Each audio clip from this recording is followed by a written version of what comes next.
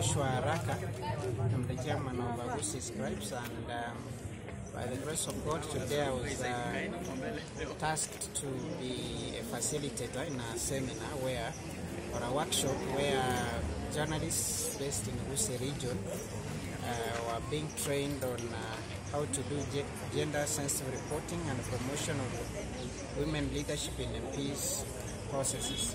And we have had a fruitful session where we have been told that when we talk of gender, we are not referring to women only.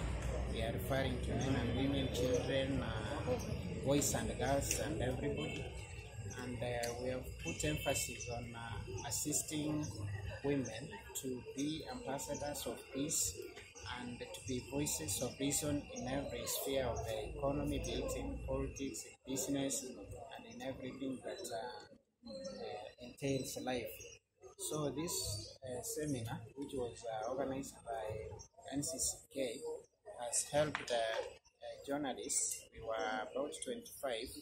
We have learnt a lot, and we hope that we are going to put into practice what we've learnt.